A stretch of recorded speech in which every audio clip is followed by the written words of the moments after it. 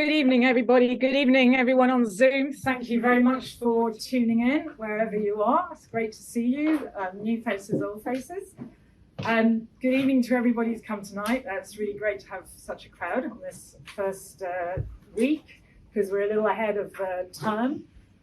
Radical anthropology is not really part of the UCL curriculum. It's an autonomous class that's been going as an evening class for open to the public for 40 more years, like late 70s.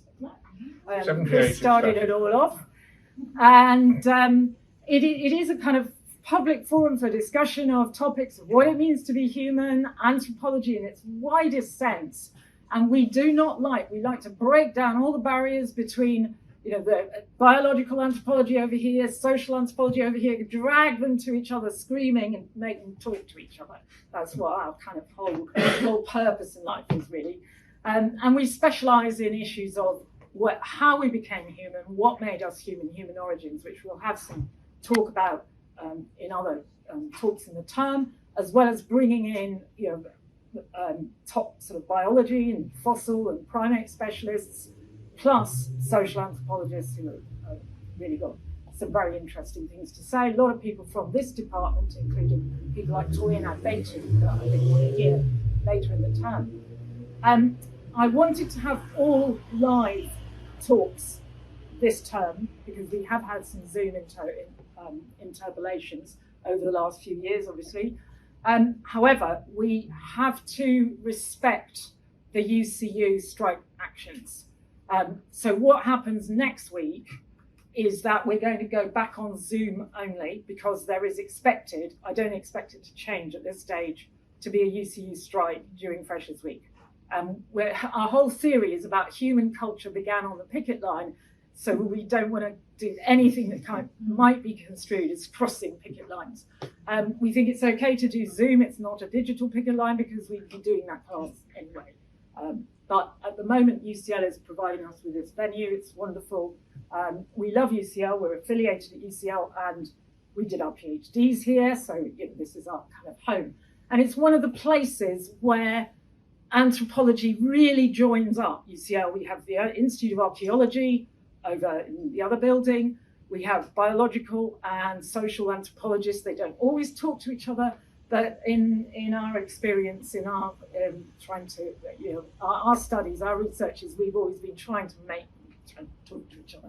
We don't think it's possible to deal with the question, what it is to be human, unless we have all those different perspectives. It's got to be a matter of those interdisciplinary perspectives. Okay, so there's not much more I can say regarding Chris. Chris can introduce himself. He's going to be speaking tonight on quite a trendy social anthropology topic, perspectivism. His title is, Can Indigenous and Western Perspectives See Eye to Eye the Value of Two-Eyed Seeing? So this is very much a RAG remit. How do we reconcile sort of Western science with Indigenous cosmologies? Can it be done? Over to Chris. I need you in the Zoom. Yes, okay. So yes, anthropology only asks one question, but of course is a very big one. What does it mean to be human? And as Camilla was saying, here at UCL, we address that issue from a number of different angles. We can ask, what might it mean to be almost human? Like, for example, a close biological relative of ours, a gorilla or a chimpanzee. What might it be to be kind of a prehistoric human or an extinct version of a human, like a Neanderthal, or going back Homo erectus?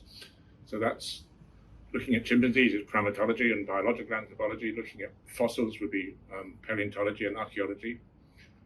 And of course, there's social anthropology, where we look at all the different ways there are all around the world of being human, respecting the sacred, bringing up kids, organizing kinship and sex. So, as Camilla was saying, we just don't agree with the way in which kind of the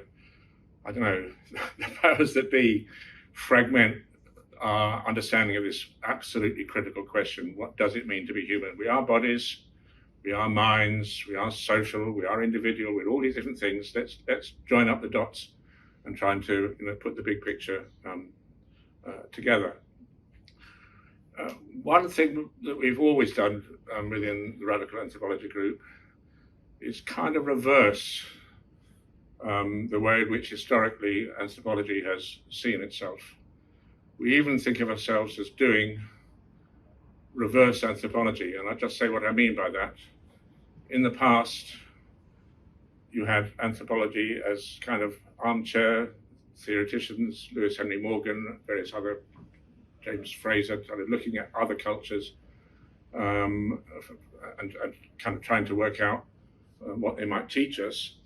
The 20th century saw a major shift from evolutionist anthropology, looking at everything within an evolutionary perspective, to what was called functionalism, which was essentially a product of colonialism. So the whole purpose of academic anthropology is an academic discipline. It kind of began down the road at the LSE with Bronislaw Malinowski, but of course A.R. Radcliffe Brown and various others. And from their point of view, the value of anthropology was that it would help the colonial rulers in Africa and other parts of the world to kind of work out how traditional societies worked in order to be able to control them and exploit them. And this is quite explicit in A.R. Radcliffe Brown's case. Anthropology teaches us how to more efficiently manipulate, exploit, and control the savages. When the savages, if you like, when the colonial people made that more and more difficult, and we had the colonial revolution and the Second World War and everything else that followed that, then anthropology had to start thinking about other ways to justify its existence. And one of the major figures to completely change the whole perspective really was Claude Lévi-Strauss, the French founder of what's called structuralist anthropology.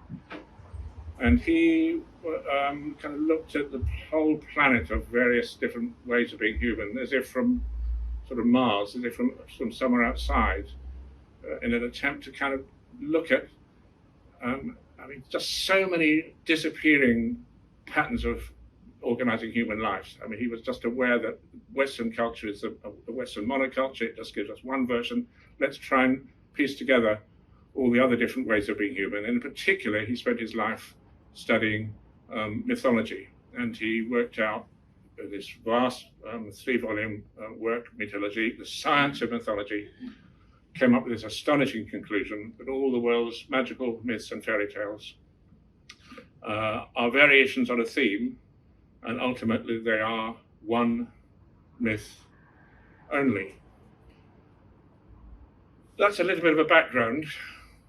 When I was mentioning reverse anthropology, it was quite connected to the topic of this evening's talk, which is two-eyed seeing, because let me just give you an example. I've always thought that development is a very good idea. And what I mean by that is that we in the West need to be developed morally, politically, socially, in terms of childcare, all kinds of things. We would benefit from being developed. But of course, the colonialists had this idea that somehow we're going to develop them. And it seems to me that we're in very great need of development at all kinds of levels. And so instead of thinking of ourselves as sort of studying the natives, studying the people outside, it's kind of getting aware of ourselves in this culture through other lenses. So looking at Western culture through the eyes, for example, of an Aboriginal Australian or anyone else from a very, very different culture. And of course, an Aboriginal Australian would be just very, very puzzled by the fact that, for example, in this culture over here, a child has one mother and one father. I mean, how on earth can she or he possibly manage? In our culture, we have a thing called classificatory kinship, and the kinship terminologies of just about every traditional culture, really, until you start getting cities. The people just refuse to make a distinction, like mine and thine in respect of children. I mean, two sisters will simply say, in the language this is, in the kinship terminology, my sister's child is my child.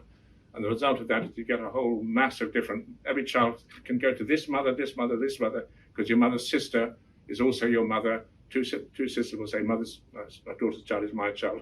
And of course, that acted out to sometimes to a greater extent or a lesser extent in real life, so that children really do have a choice of which mum they want to be with on any particular day of the week. So that's kind of I think something which we need to learn.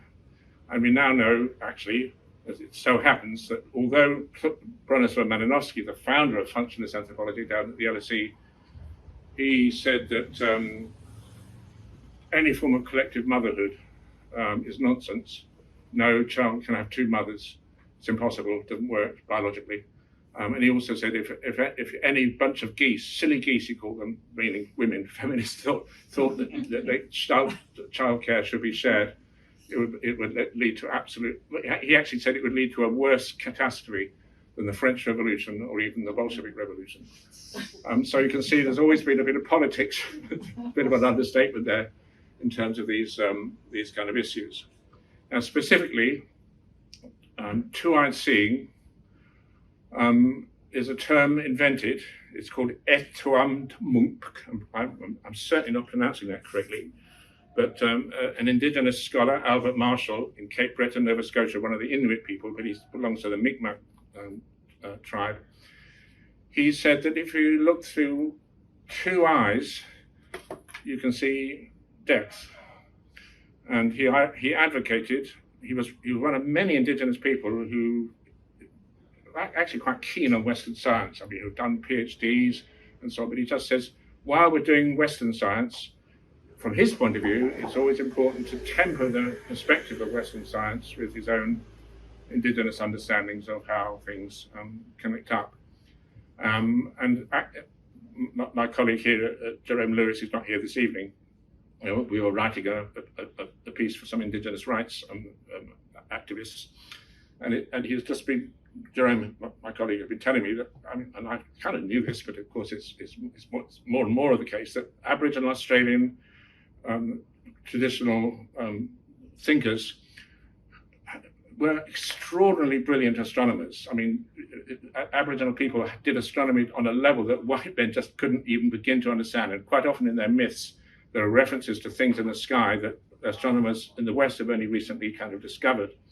But many of these indigenous scholars in Australia, in North America, in South America, and other parts of the world, whilst remaining faithful to indigenous traditions and ways of seeing the world, are also doing PhDs, for example, in climate science, while at the same time understanding that their own indigenous ways of dealing with nature were actually a lot more sustainable and clever and scientific in so many ways than Western methods. But somehow combining Western science with indigenous knowledge, indigenous science, I would say, finding points of convergence is a rather interesting and important job, because as far as I'm concerned, I'm a scientist. I'm actually, it sounds a bit strange to say this, but I'm interested in what really did happen during the course of evolution on this planet for us to emerge as the extraordinary species we are with, for example, language. I mean, language is an extraordinary thing. Nothing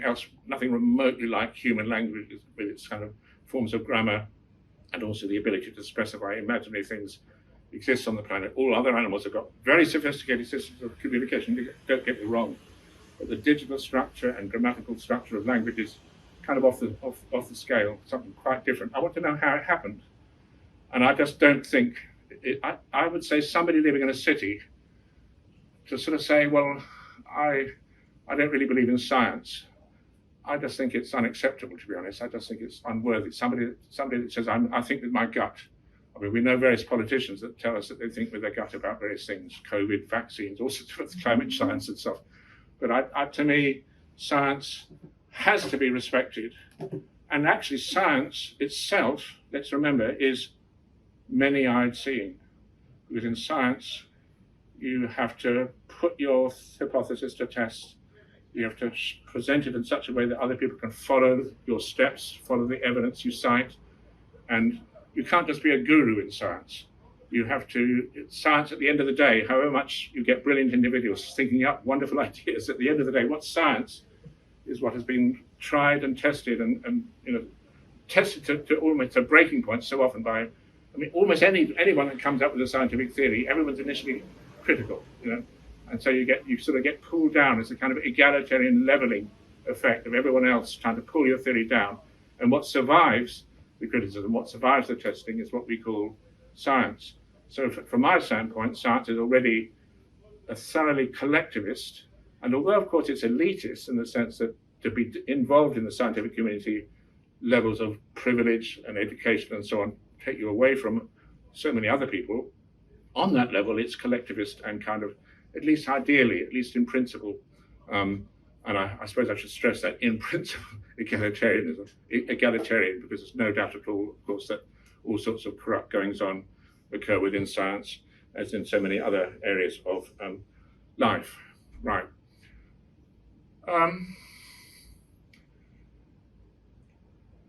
Many-eyed seeing is linked, I think, to a very interesting development within social anthropology. I mentioned Claude Lévi-Strauss. What I didn't mention was what happened subsequently. Claude Lévi-Strauss worked on mythology, fundamentally North and South American mythology.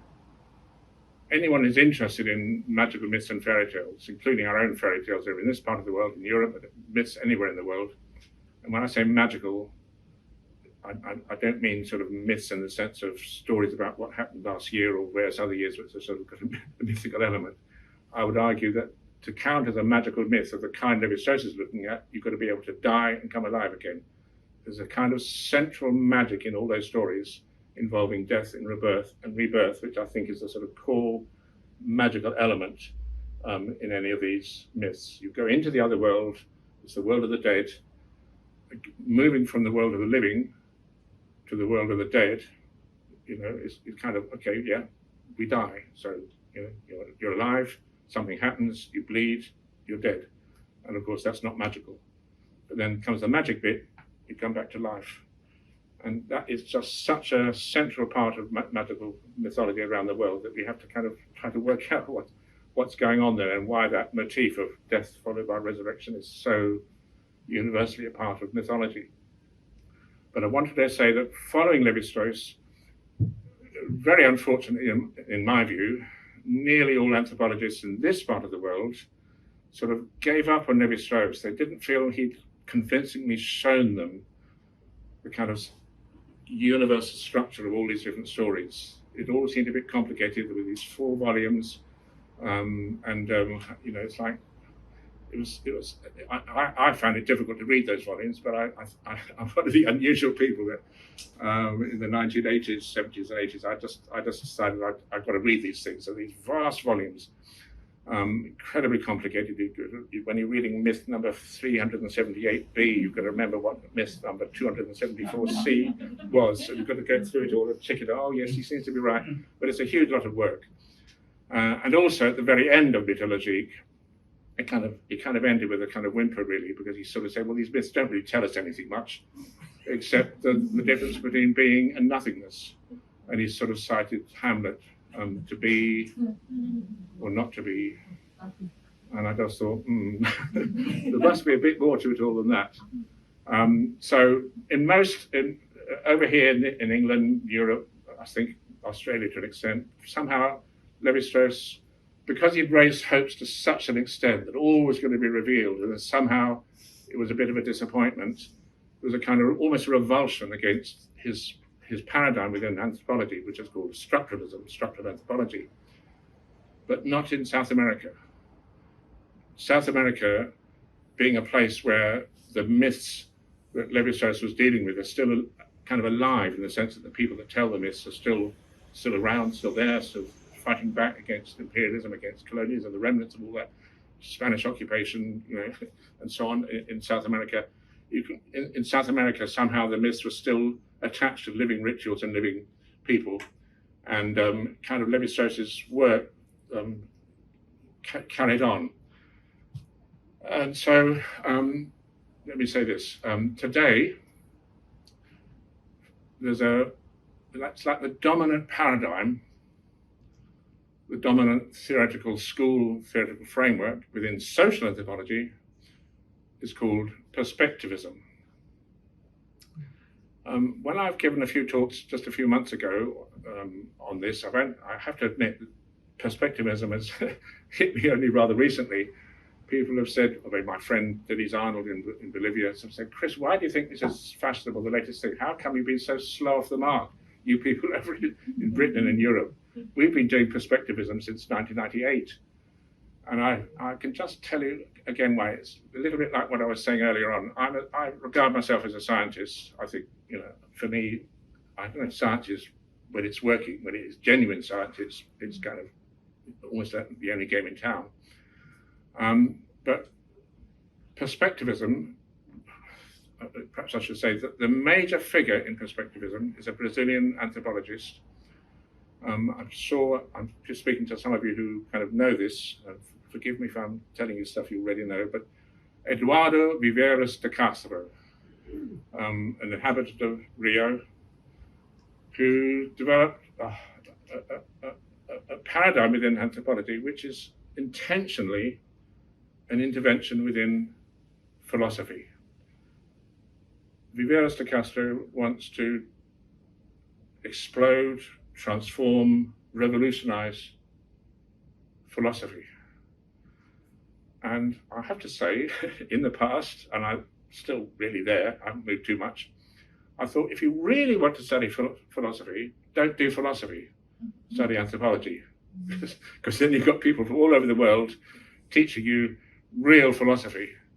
But Eduardo Viveiros de Castro is a follower of Deleuze and other French philosophers, Deleuze, Guattari, and others. And I had no appetite whatever for Deleuze. I just felt I'm trying to work out what happened as we became human during evolution. And I don't feel I need to get into Deleuze, one of whose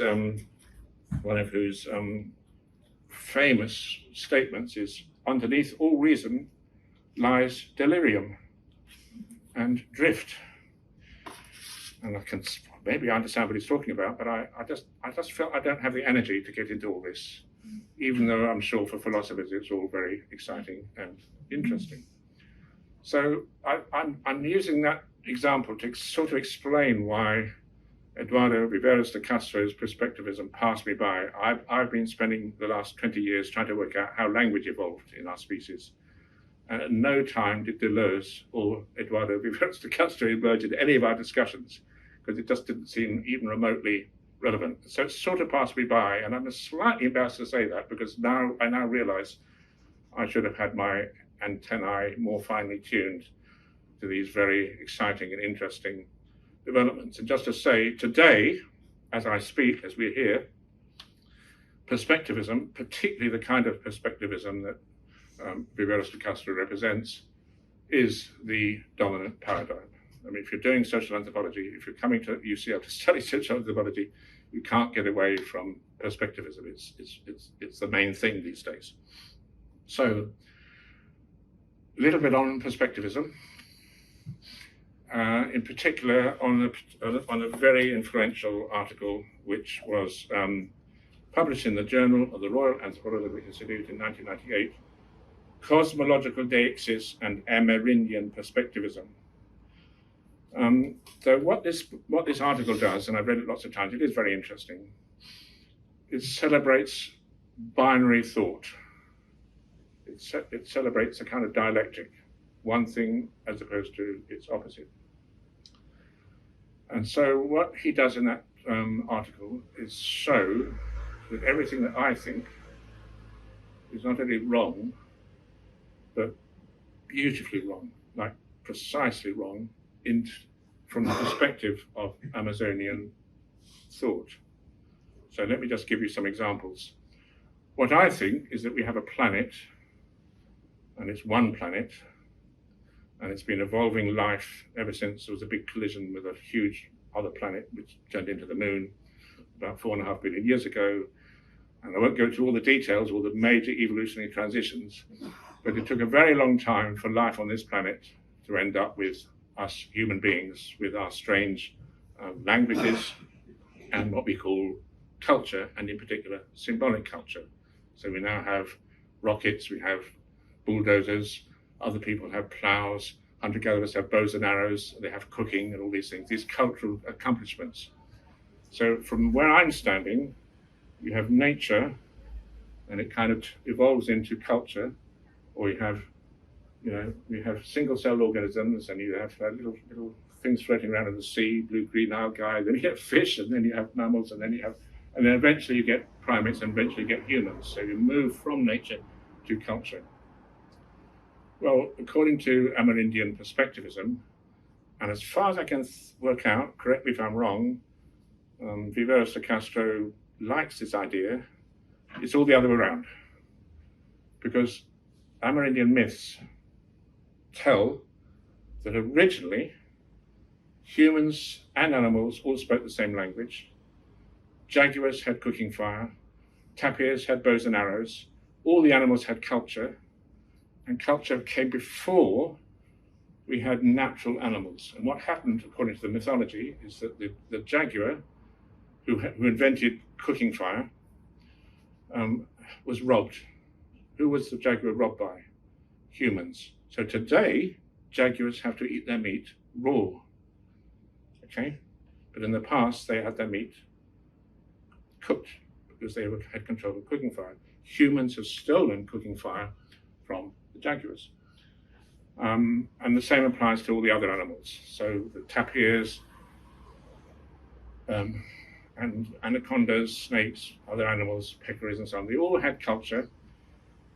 And one of the results of that origin, like they all had culture, was that today, again, this is Amerindian belief, according to Viveros de Castro,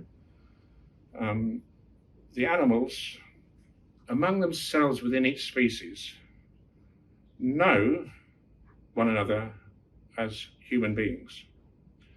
So this is how it goes. We in the West think that humans have souls. I mean, this is obviously, if you brought up in one of these patriarchal religions, humans have souls, animals don't have souls. Well, the Amerindians say that all animals have souls. But souls are things which humans have and animals have. And if you've got a soul, you have intentionality, agency, self-awareness, and all the mental capacities that humans have. So according to Amerindian philosophy, because these animals have souls, they all kind of have the same culture. They all have the same set of beliefs about what a soul is and the soul is kind of in some ways different from the Christian idea of soul. The soul is much more linked up with blood and body and so on than perhaps the kind of very big dichotomy between body and soul in Western Christian modes of thought. But still, the idea is this, that the jaguars see other jaguars as human beings. The tapirs see other tapirs as human beings. So all the animals, all the major prey animals and predator animals that humans are aware of. So humans, we treat in South America, jaguars as quite dangerous predators, and we treat tapir as lovely animals to hunt and kill. The point is that the jaguars see one another as human beings. And so when we see a jaguar drinking blood, the jaguar knows that it's actually drinking manioc beer, because humans love this lovely fermented beer. So we, as a human being, might see somewhere in Amazonia a peccary on a muddy bank licking the salt lick. And we just say, okay, it's a tapir licking salt. But the tapir itself sees itself as in a great ceremonial house, and they've all gathered together for a big initiation ritual.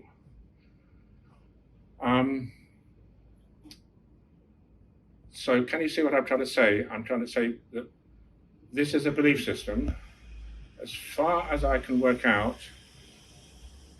the perspectivists in anthropology admire that belief system. What I certainly know is that Viveros de Castro treats Darwinism as a myth.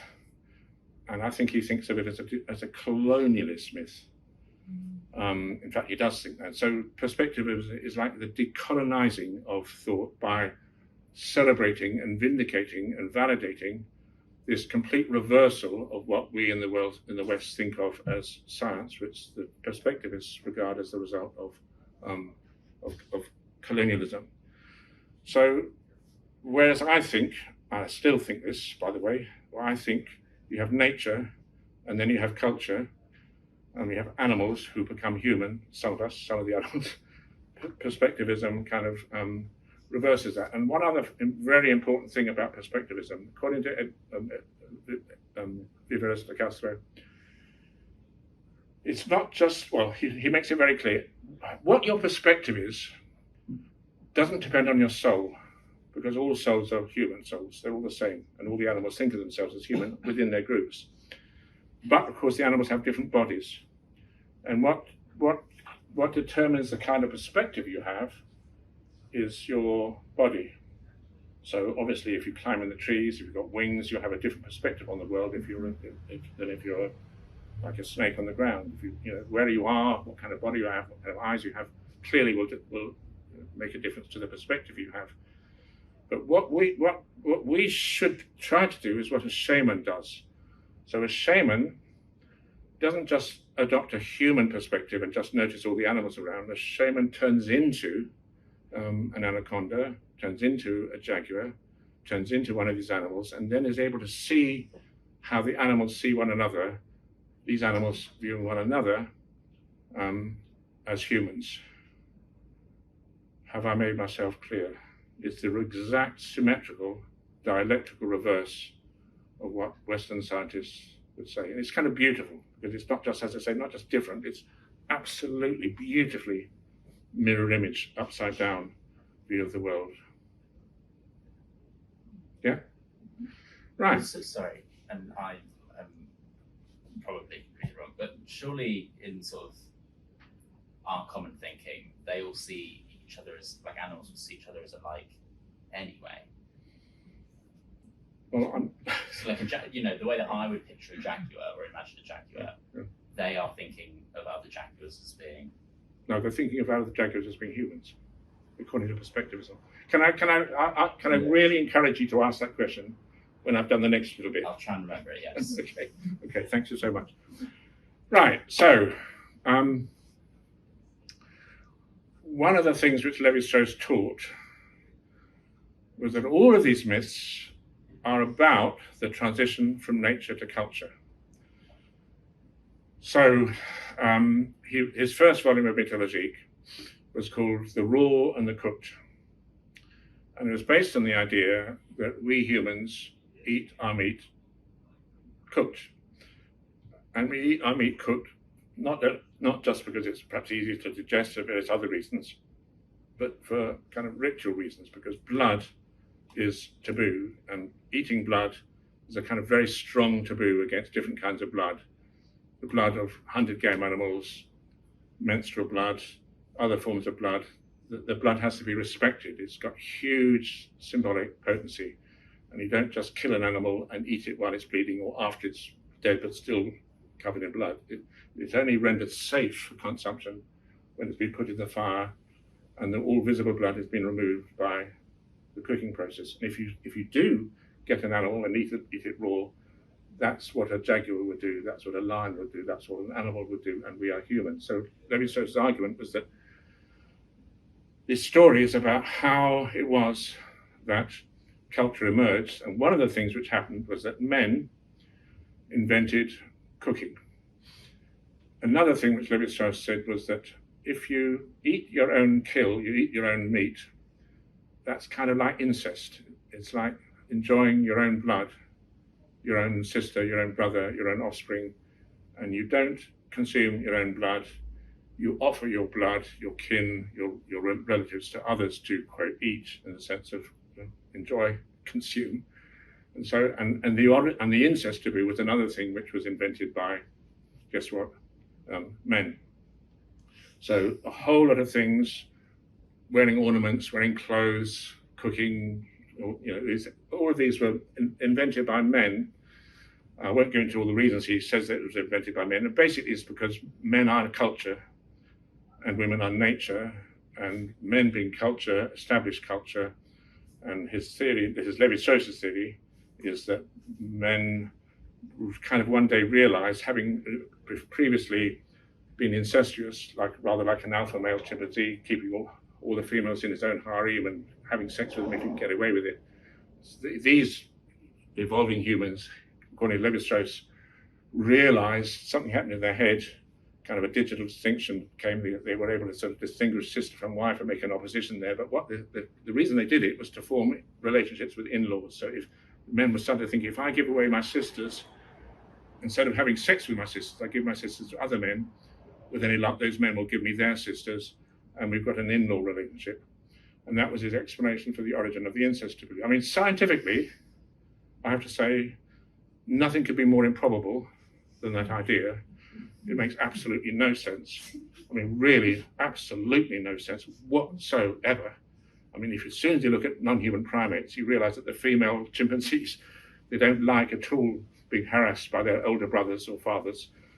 You know, and the reason is, of course, if there is something wrong with incest, it's the female who will pay, because the male can always have sex with somebody else as well as his sister or daughter or whatever. So it's and of course, human males aren't all that, you know, well known for being hugely successful in avoiding these sexual things. So I mean, it makes absolutely zero sense. But we live in a patriarchal world, and the theory became hugely influential. And I suppose what I'm saying now is that, well, first of all, let me just put it really bluntly. Those myths are nothing whatever to do with the origin of culture. So all of those myths that Levi-Strauss studies, as soon as you look at them carefully, you can see exactly what's going on. They're not about the emergence of culture. They are about the emergence of male dominance over women. And the nature, which is so apparently concrete, isn't nature at all. It's women treated as nature, treated as body rather than mind. And the problem is that perspectivism has kind of carried on with that kind of assumption that we're talking about nature and culture in those terms. And one of the things which a really brilliant social anthropologist, Luisa Belaunde, has been pointing out in response to what's happening, she's been working in South America. She points out that this thing called perspectivism, which is looking at the world from these different perspectives, you know, a parrot's perspective, a jaguar's perspective, an anaconda's perspective. It's all sorts of different perspectives, but there's one perspective missing, says Luisa, and that's a gender perspective, because the whole paradigm is entirely looking at things from, like as if gender wasn't important, whereas actually gender is hugely important, and Luisa Belaunde just takes a particular aspect of the body of males and females as a kind of illustration of what's wrong with perspectivism as it is at the moment. And she points out that women, well, everybody knows that women cycle and menstruate. That's a bodily feature, of course. But she points out that the perspectivists treat menstruation and the rituals around menstruation purely in terms of the oppression of women. A woman has to go into a hut, she's secluded, she's dirty, she's polluted, her blood is dangerous and all the rest of it.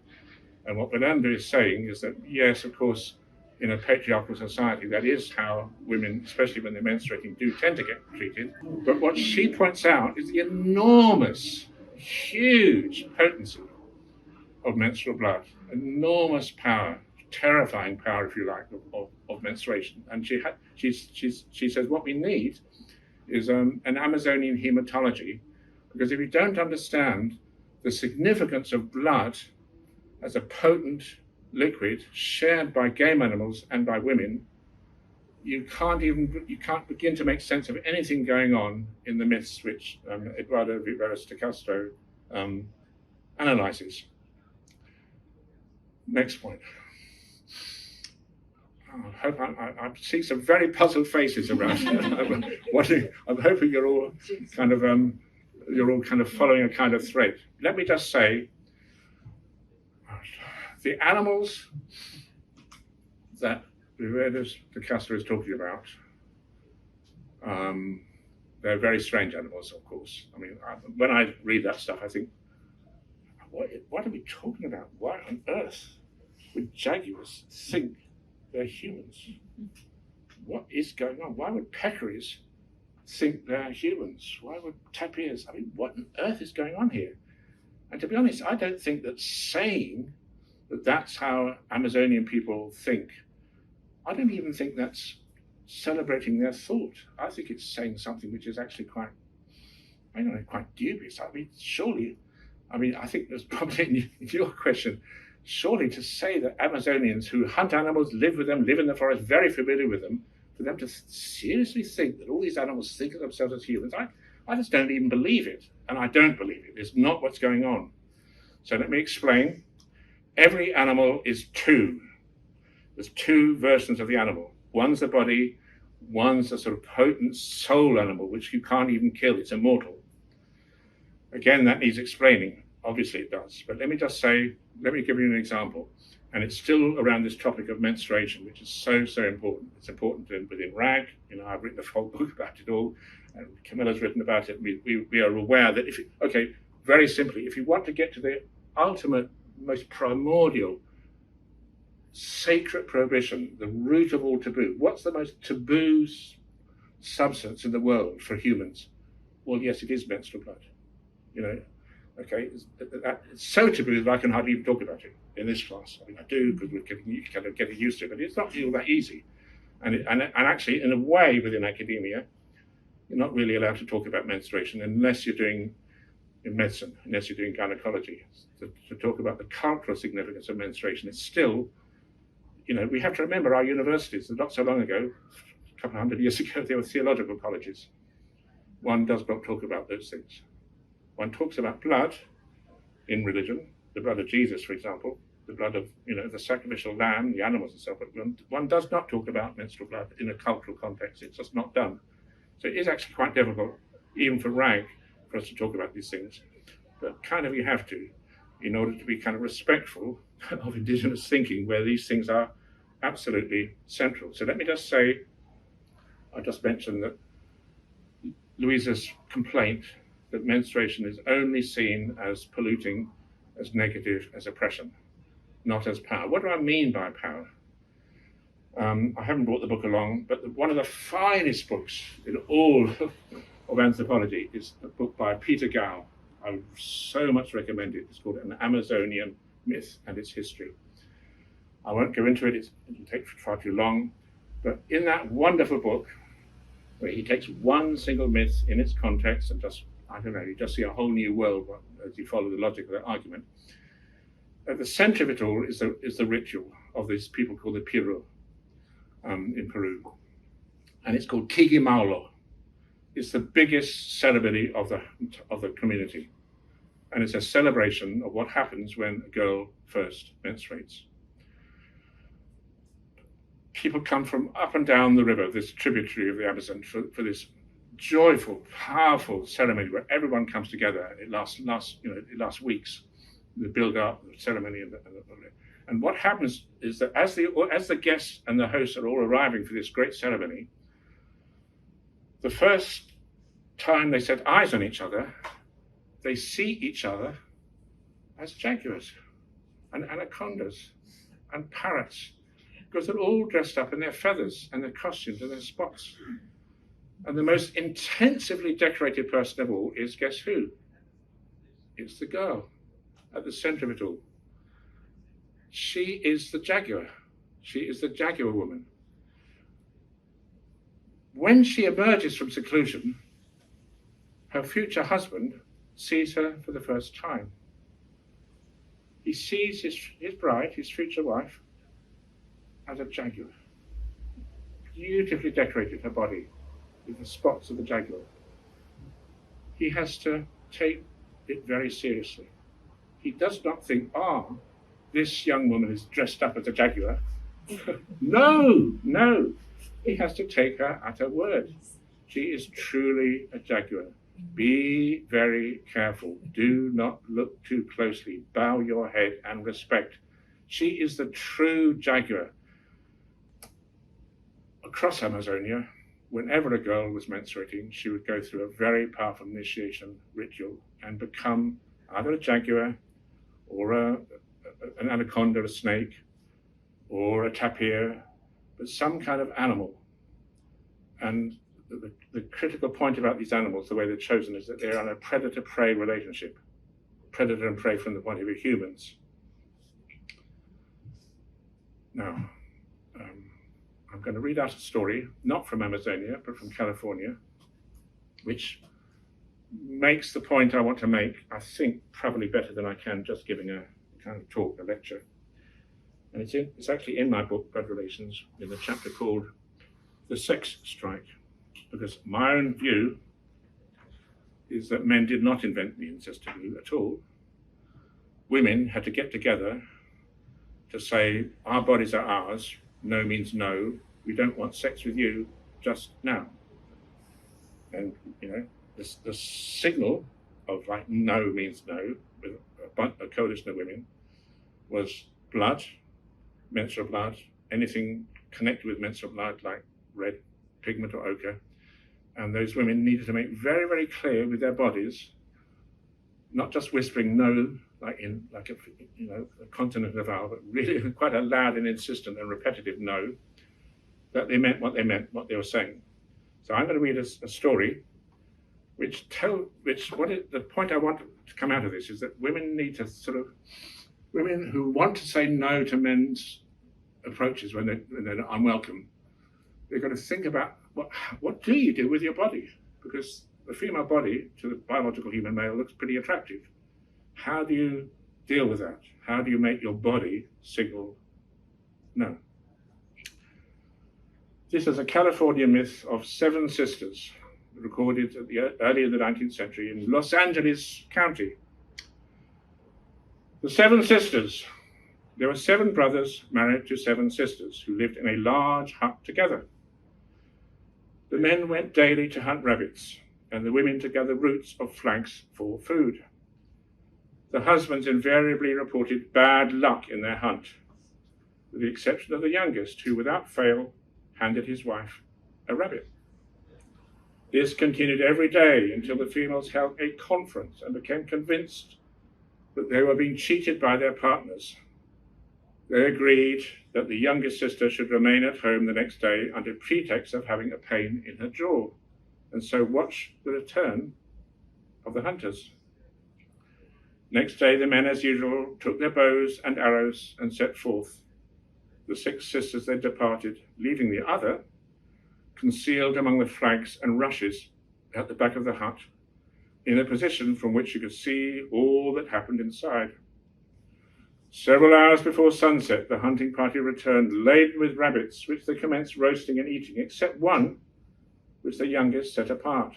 The others called him a fool and bade him eat the remaining one, which he refused to do, saying he still had some affection for his wife and always intended to reserve one rabbit for her. More fool you, said the others. We care more for ourselves than for these root diggers. When they had finished, they carefully hid all the evidence of their feast. When all this was later reported to the sisters, they cried a great deal and talked over what they should do. Now, this next bit is the critical part. It's what do you do as a group of women to punish the men who are cheating on you, to say no, okay? What do you do? Let us turn into water, said the eldest. That would never do, responded the rest, for in that case our husbands would drink us. The second proposed being turned into stones, which was rejected on the ground of being trodden upon by the fraternity. The third wanted to turn themselves into trees, which was not accepted because they would be used for firewood. Everything proposed was put aside until it came to the turn of the youngest. Her proposition to change themselves into stars was objected to on account of being seen, but then overruled as they would be out of reach. They proceeded to the lagoon, where they daily collected flag roots and constructed a machine impossible to describe out of reeds, and ascended to heaven and located themselves at the Pleiades, the constellation of the 7 sisters. These 7 stars still retain the names of the originals. Can you see what I'm trying to say? You've got to work out, as a group of sisters, what to metamorphose into in order to convey this rather important message of resistance. Of course, the stars, they're not animals. Actually, though, most of the constellations are animals, the bear, all the various other, Scorpio, the various other all cultures treat these constellations kind of as totemic ancestral beings and constellations. But yeah, of course, in here we don't have them turning themselves into animals. What I'm suggesting is, and of course I've got masses of evidence, I've just given you part of the evidence, is that what women would do would turn themselves into an animal, collectively into an animal, and just to make the point even more obvious with their bodies, a really big animal and a male one. Turning back to Amazonia, in the Valpes region of Amazonia, and northwest border with Colombia, a group called the Dasana, one of the Chicano Indians. The girls have a ritual for first menstruation, not too different from the one I mentioned from the Piro with the jaguar. They go into seclusion the girl will go into seclusion during that period, and she goes into a kind of hut made of 6 tapir hides. So the women who organize this ritual, they take the tapir, they sew the hides together. So the woman goes into a huge tapir.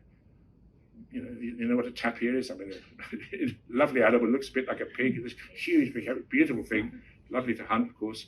But you have a giant one. And this giant tapir is called Thunder Tapir, and it's a terrifying god. The girl turns into this terrifying figure. It's a male figure, it's an animal figure, and it's bleeding. Now, what's so interesting is that in that tribe, everything's very clear. Because when people go hunting for tapir, actually any other animal they hunt, but tapir, there are 2 kinds of tapir. There's a tapir which is just an animal, and there's a tapir which is really a human being, wrapped up in the skin of a tapir. And what the people say is that when you're hunting tapir, you've got to be very careful what you think. In order to be able to kill and eat the animal, you must think of it not as a shaman would. You mustn't think with vision. You mustn't think of the true tapir, which is, of course, a human being, okay, going through initiation, very, very powerful, becoming metamorphosed out of resistance into tapir god. You must just try to just hunt on the assumption that the animal's just an animal and you kill it and eat it. Because as soon as you think like a shaman would, in other words, if you think truthfully, if you kind of remember that the true tapir is a human being in a tapir skin, I mean, it's just terrible. You'll be a cannibal. You'll be eating a human being. So sometimes the hunters in this tribe, they actually kind of make a mistake. They realized that as they were killing the tapir, they were thinking it's probably a human being. Now that human being, tapir, will tell its family who killed it, and there'll be terrible retribution. So what the hunters do when they kill the tapir, they cut out its tongue and throw it away, so that the tapir can't tell its family who killed it. Okay.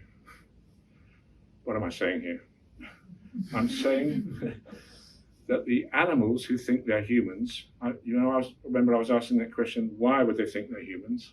It's a really difficult question. What do you think my answer is? Have a guess.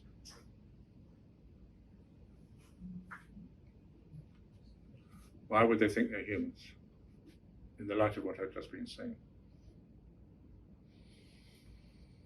Oh dear. Well, all right, I agree it's difficult. The answer is very simple. It's because they are humans.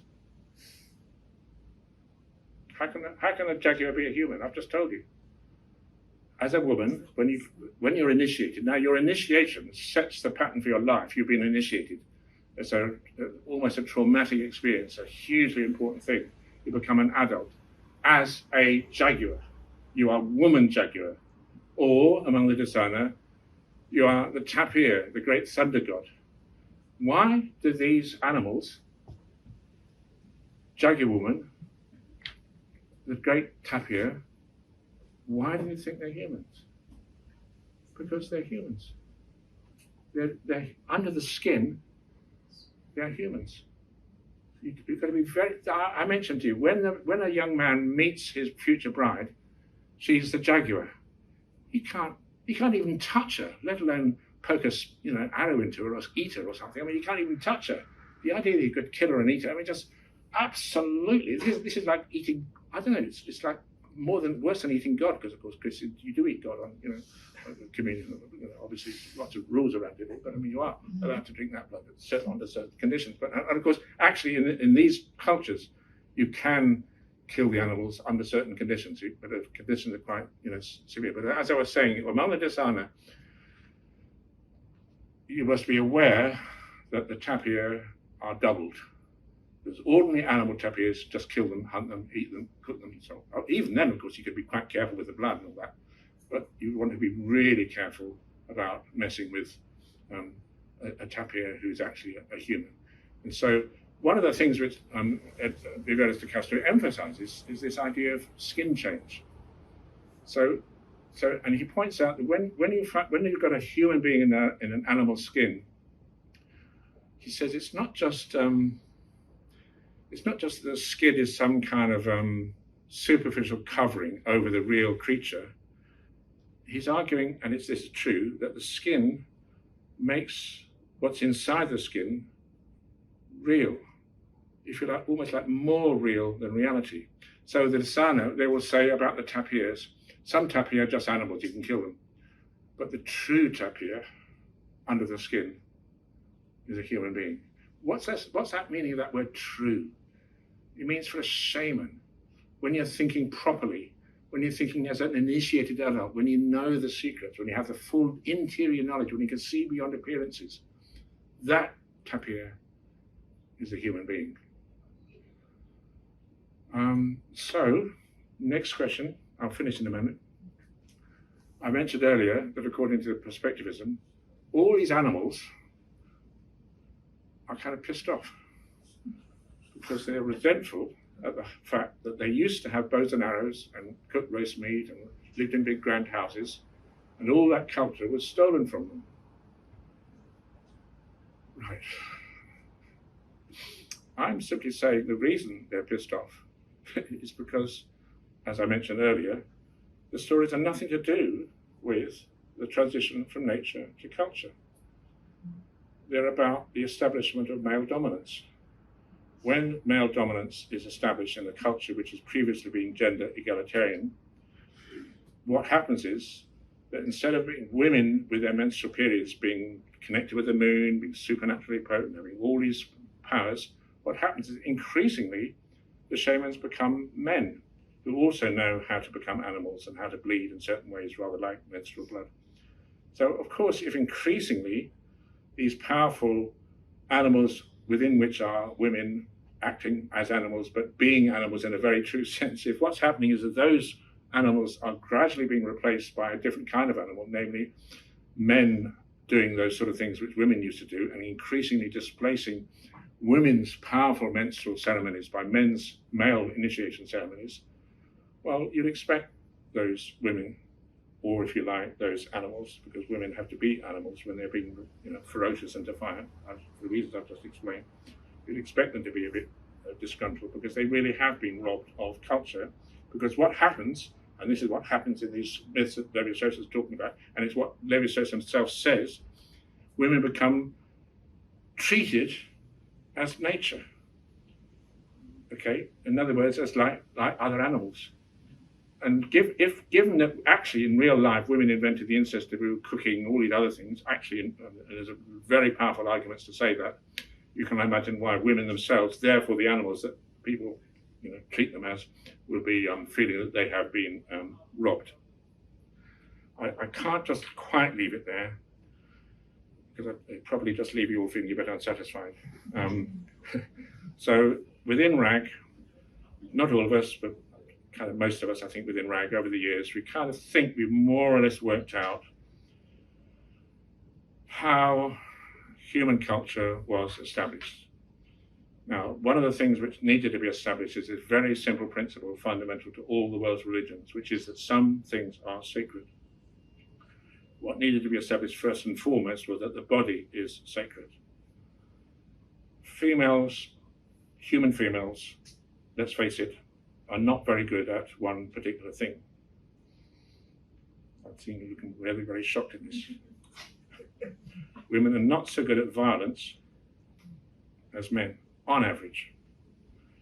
Now, if you think that being human is all about violence, and there are people that think that, there's a whole bellicose school of what theory. I mean, you know, there was a killer ape theory. You know, humans are killer apes. They had all these weapons and stuff, and there's a very popular warfare model these days about violence. So if you think that, you know, if you think that becoming human, developing language, developing religion, all that was all about being extra violent, of course it would make sense to say that men were doing that.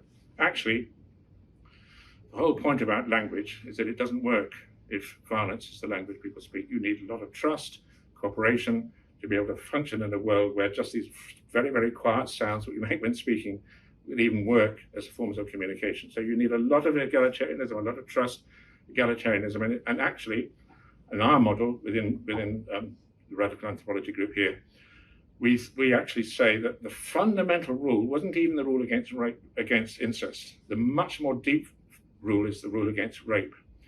Women had to establish some things are sacred. Our bodies are sacred.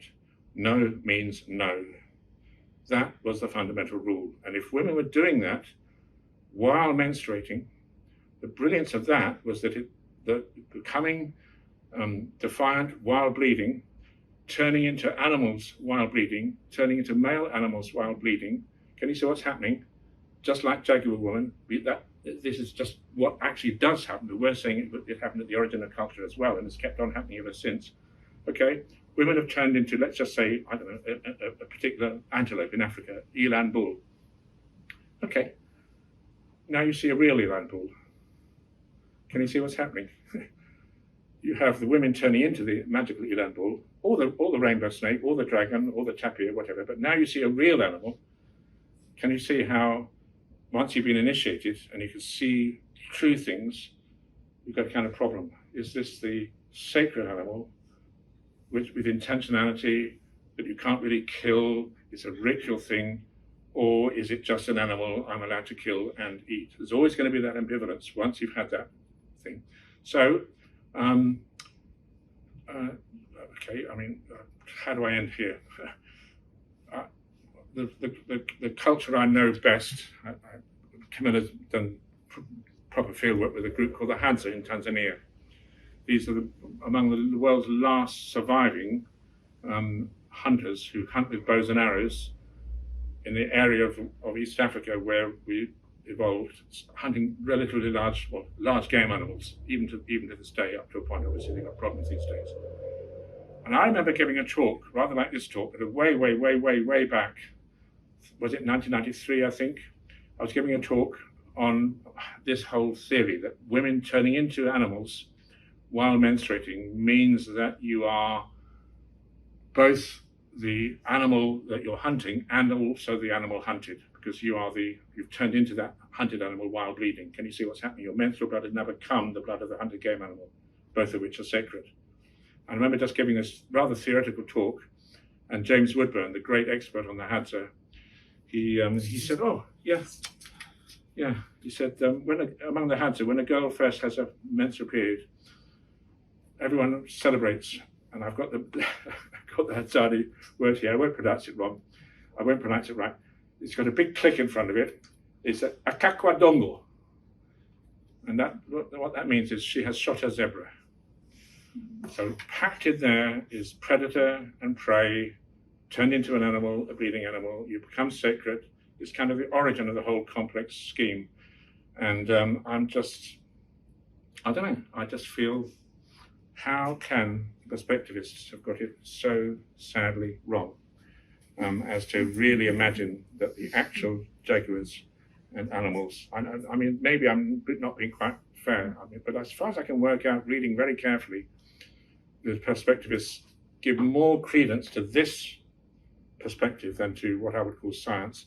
But I just think, how can you accuse really intelligent Amazonian hunter-gatherers of just thinking that the jaguars, tapirs, peccaries, parrots all think of themselves as humans? And my answer to that difficult question is no, they don't. Okay, that's it.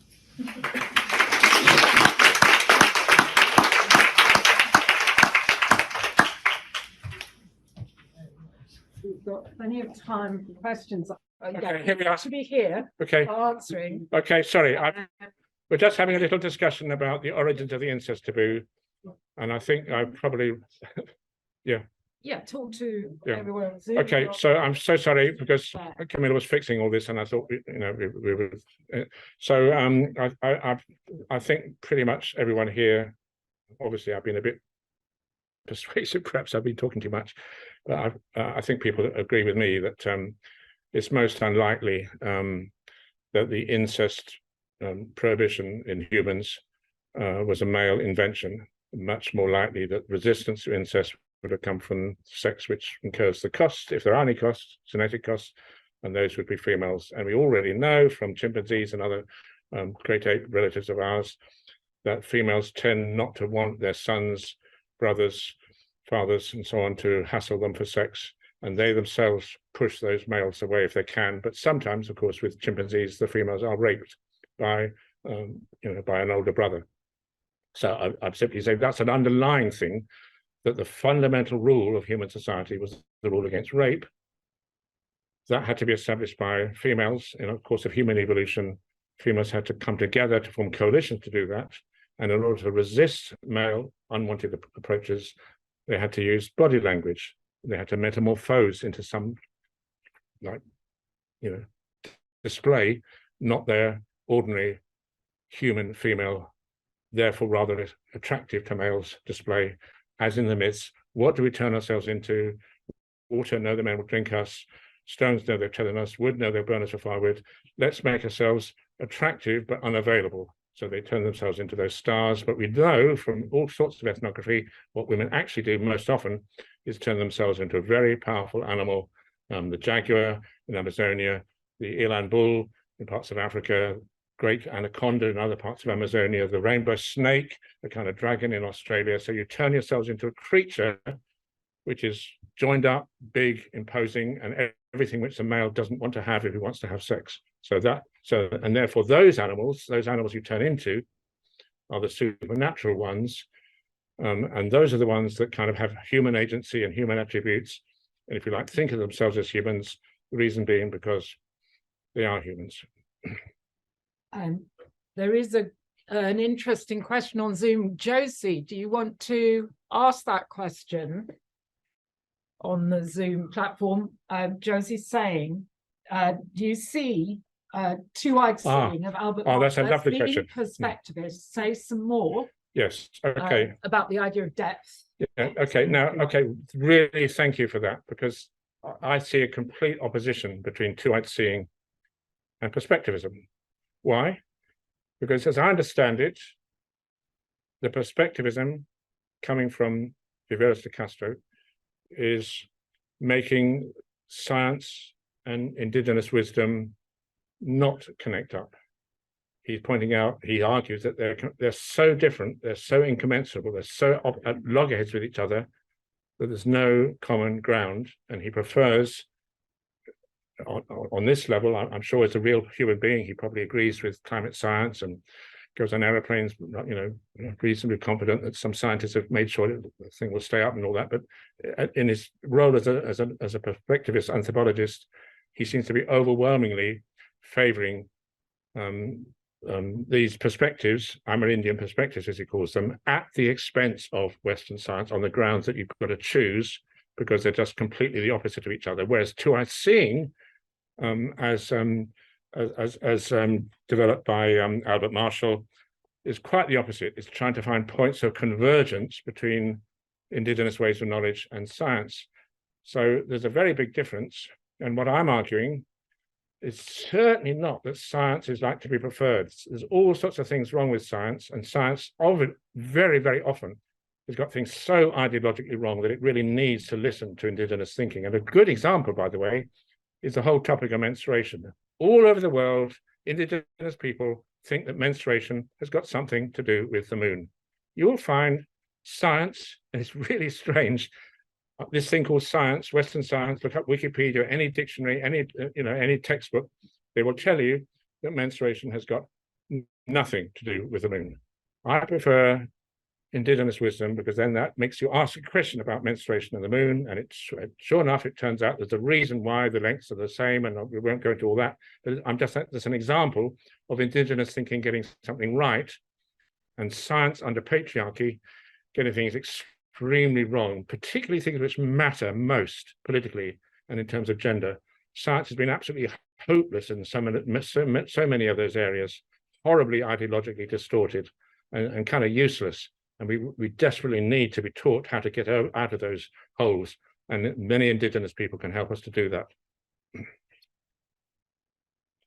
Any questions in the room? Sure you're going. Yes.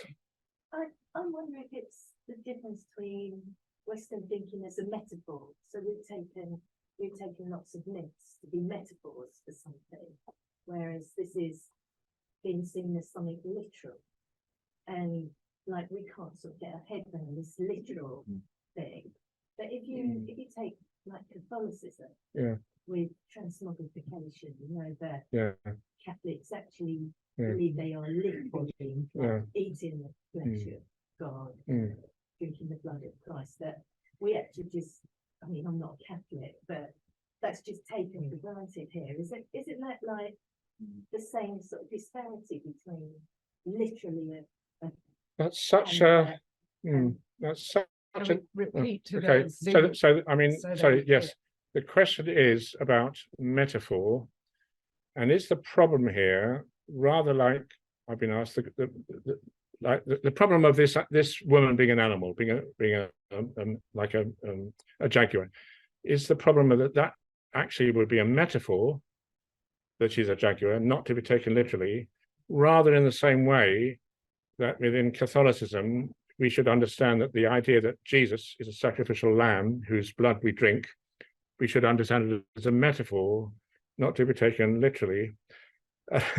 It's a brilliant question, but the problem is that in order to be religion, you mustn't just treat something as, oh, just a metaphor, it's just symbolism. No, but I don't think Catholics do. And I think they hold that. Okay. I mean, I know all about this because I'm a Catholic. I was brought up a Catholic, and but we do have that, which is sort of seems to me similar to the well, yes, that's a kind of cognitive dissonance. You think one thing and you think the other thing.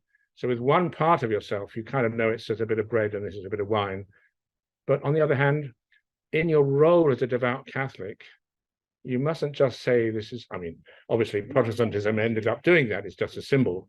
But as a devout Catholic before the Reformation, you mustn't just say, oh, it's just a metaphor. You must treat this as genuinely the blood of Jesus. I mean, but I'm aware of what you're saying, that on another level, you won't. So, well, I'm not even thought it's the way the West thinks, because you see, what I'm saying is that when that girl, that Piro girl during Kigamalo, when she makes her first appearance, she's the most beautiful, powerful, impressive girl with all these wonderful decorations on her skin. She looks magnificent, and she is a jaguar. And it's the important thing is that the young man who wants to be, wants her to be his bride, he mustn't think of it, oh, it's just a woman dressed up as with spots. He must treat her as more jaguar, real jaguar, literal jaguar, than the jaguar you might meet out in the forest. Because otherwise it's not religion, it's not faith. And if you think it's just a metaphor, what would be the consequences? I mean, the point is the consequences, if you act as if she's a real jaguar, you really are very careful about how you treat her.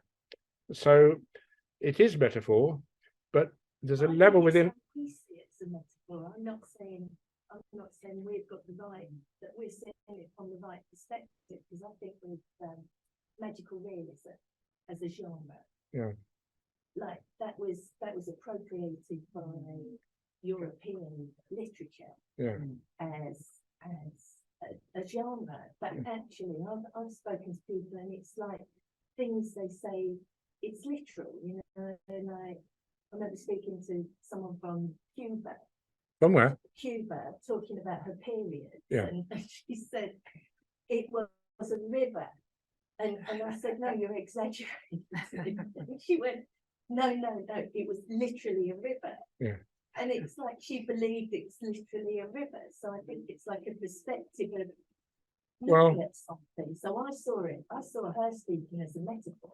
Yes, I which know, but wasn't- there's a whole theory of metaphor. I'm actually having to write a sort of book on it all with Jerome about original language. But one of the major theories within metaphor is that what is the meaning of a metaphor? It's like if you say John is a pig, what do you mean? Do you mean he's a bit messy, he's a bit greedy? Well, I mean, you know, and all those things. And the point is, you're saying, no, he's literally a pig. He's literally a pig. Yeah, pig. And you say, well, has he got trotters? Did they get sliced up for bacon? No, but he's literally a pig. So it's if you say he's like a pig, Yeah, that's got no force. yeah. If you say he's a pig, it's got force. And you're wanting people to sort of take it sort of as literally as they can, given, of course, that he's not going to get sliced up, he hasn't got trotters or a curly tail and all those things. So it's quite subtle. So I think there's a very important difference between metaphor and other figures of speech, like, you know, simile. One thing really important to say in response to your question, actually, all these magical myths, these myths that Claude Lévi-Strauss talks about, they are extraordinarily elaborate metaphors. So what's brilliant about that is that idea, which is, I mean, I can't see anyone can possibly doubt it, is that those myths are true in the way that metaphors are true. Of course, with any metaphor, you have to sort of look to the intention. When somebody says he's a pig, yeah, he's a pig. He really is a pig, you know. But obviously, the intention is to get across just what a wretched, greedy, messy, brutish, disrespectful guy this person is. So, but that what this whole idea of metaphor means in mythology is that it really is worth just considering: are these myths true? Because I think they are. I think they're true. I think Jack and the Beanstalk is true. I mean, I've got into trouble for saying this, of course. I've heard people saying, "Oh, Chris Knight, he bases his theory on fairy tales."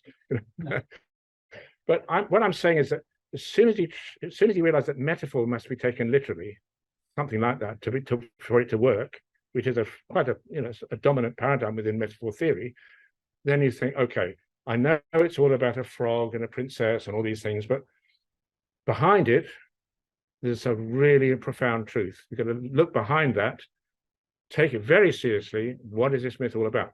Okay, I read out their story about the seven sisters. Okay, maybe it didn't happen. They turned into stars. But I think that story is just so, I think that story is, I don't know, it's worth all the theories about human origins that have been piled up on library shelves for centuries. It's a brilliant insight into how we became human. That story about turning into stars. The brilliant thing is that if women turn into stars, they're sexy, they're attractive, they're enticing, they want you. No, you can't have us. That's the idea of that. I mean, that just captures something about the machine that's impossible. And of course, to the machine, describe. and of course, what they do before going up into the Interesting, sky, they yeah. go into the reeds, and it's quite clear to me from all sorts of other evidence that machine impossible to describe. Why is it impossible to describe? Because the narrator was talking to a white man who hadn't got a clue. It's a menstrual hut. The women go into this thing in the marshes made of reeds, and they go into another world. That's what you do when you synchronize your menstrual periods together. You go into seclusion. Seclusion is like a kind of death. You go into the other world. So I'm just saying that myth it's a true myth. And isn't that what they're saying in South America? That's literal. yes, that's good. But what I'm trying to say is okay, but what exactly is true? Is it true that jaguars think they're humans? Okay, let me. Is it expressing that as a metaphor? Oh, this is so interesting. This is such a good challenge. Thank you so much. It's really, what you're saying is really brilliant. What I'm suggesting is that the indigenous people make a distinction, rather like the distinction between, as you're saying, she can't really think her period is a river. Yeah. They make a sort of, like, in everyday life, these people, I'm sure, know that these are jaguars and they don't think they're human at all. And you know, the tapirs, you know, they're tasty, you can kill them and eat them.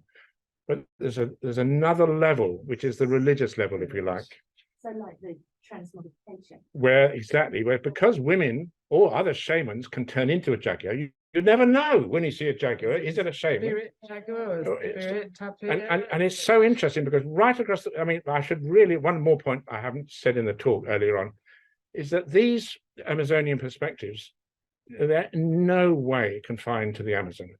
Right across the world, you have this idea that animals have spirit guardians, spirit companions. There's the great bear, there's the, I don't know, where all hunter-gatherers are respectful of the animals they kill. You mustn't laugh at them, for example, especially if they're bleeding. You must, and the idea is that there's a kind of immortal spirit of the animal which will take vengeance on you if you abuse the animal. Look at the cave paintings on the Doidoin, those great bison and horses. What are they? They're not just ordinary animals. They're woman bison. You actually see women turning into bison. These are the great spirits of the animals that you've got to be. And so young boys would have been taken into those caves, initiated, and you've seen them in their flickering light. Ah, I know. I'm going to be quite careful when I'm hunting a horse or a bison. These immortal spirits, guardians of the animals, you can't kill them. And if you disrespect the animals, you will get punished. Be very careful. Can we pick up on Zoom? There's quite a few questions. So one question was about making sense of Öcalan's contention. The first oppression was that of women. Yeah. I think you explained why. Of course, it's mainly an Amazon history here rather than Middle Eastern, but yes, that's one thing.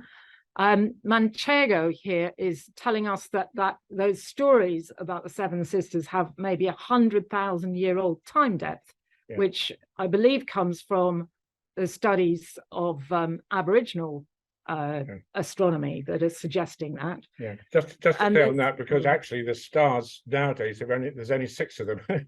So the fact is one of them sort of vaguely disappeared, and it takes a long time for them to disappear. Yeah. So we know they must be 100,000 years old to have even seen 7. Yeah. Is the idea about that. Somebody else wanting to know about the panther bride, literally being a panther or jaguar, early referring to panthers thinking themselves human. Are we simply alluding to interconnectedness? Is there a continuation of colonial thinking in a panther thinking itself human, as if hierarchically at the top being human? Well, I mean, to be honest, I think you're right there. Yeah, I think you're right there. I mean, I think to be honest, I don't see this hugely anti-colonial movement as all that anti-colonial. I think it would be a bit more anti-colonial to have a gendered perspective on things, and really to see. I mean, I don't know, to see what was celebrated about both genders and different kinds of blood, and to see this potency of blood as critical to Amazonian, but also all human, if you like, civilization. What made us human? How do we become human? You had to establish that some things are sacred. If nothing's sacred, I mean, I know that under capitalism, nothing is sacred. Everything's got a price. You could sell your grandmother if you make enough profit out of it. But I mean, but any decent human society, there's certain things held sacred. I mean, we've got a strike next Tuesday. You never cross a picket line, for example. So, and that's a pretty sacred rule, part of my religion. So I tend to agree with the implication in that suggestion there. I don't quite see that it's all that decolonize this whole way of thinking. I think there's elements of colonialism still lurking around there. Yeah. Any more questions from the audience? Camilla, do you have any comments? Well, I was going to say, I saw something this week in, it was being touted all over Nature, so big announcements in Nature. They are establishing something in the US called the Center for Braiding Knowledge, Science and Indigenous Knowledges, Braiding Science and Indigenous Knowledges. So it's very, very up to the minute, this idea that Indigenous knowledge and science should be speaking to each other and inform each other.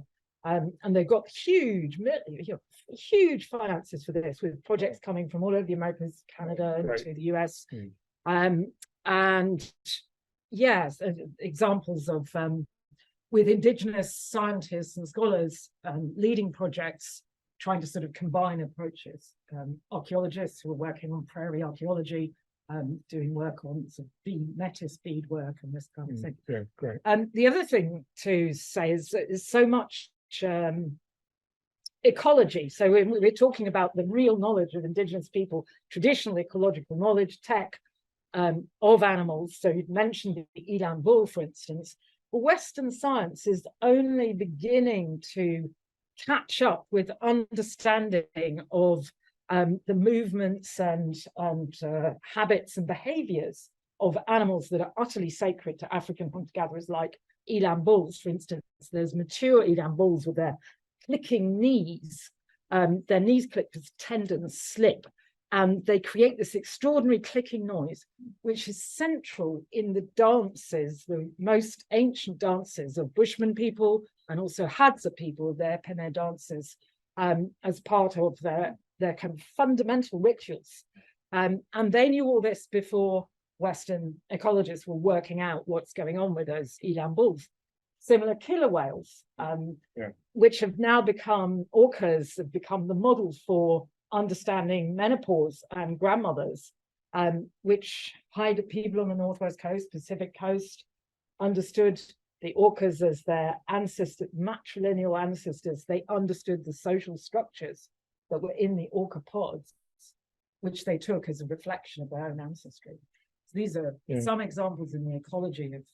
I mean, another thing to say is that when it comes to what does it mean to be human, I mean, it's not where science in the West began at all. A huge amount of Western science was driven by military imperatives. What it means to be human is just like kind of the last thing, even now, vaguely, kind of around. Whereas, as Richard Lee was one of the first people to seriously study the Kalahari San people. He was a Marxist. He's still active. He described the way of life of the Kalahari San, the Bushmen, as communism, a form of communism. And his point is that they know what it means to be human because they still are human, but it's not like they arrived at being human and they think, okay, we're here now, we're human. There's a constant need to reestablish humanity because there's always a sort of risk of slipping back into something else. So, and the work we've been doing in RAG with our colleagues, and I perhaps the best formulation is that of Morna Finnegan. She kind of improves, I think, a little bit Richard Lee's concept of like primitive communism. She calls it communism in motion, and she's talking now about what happens today among the Benjeli and other Bayaka forest people, which is that they don't just make human life by performing their rituals. They establish power. This is women, and the ritual among the Benjeli is called Ngoku. The women establish their own matriarchy. Women rule, but women don't rule for very long because they get fed up with ruling. They want to surrender their power, let the men have a go, and then have another revolution.